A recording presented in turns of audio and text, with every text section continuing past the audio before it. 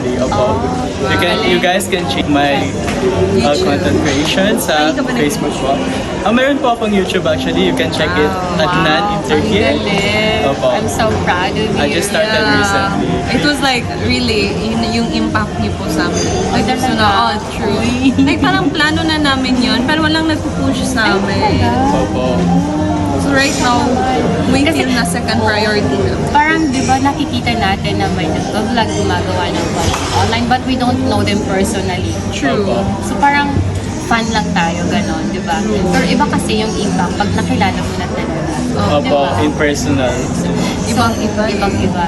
Tapos, before when I started, I'm really scared. Kasi sabi ko, hala, baka mabash ako.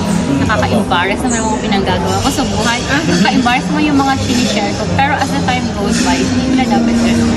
Kasi once you post it online, nakikita mo yung progress and growth mo. True. Yes. Sa craft.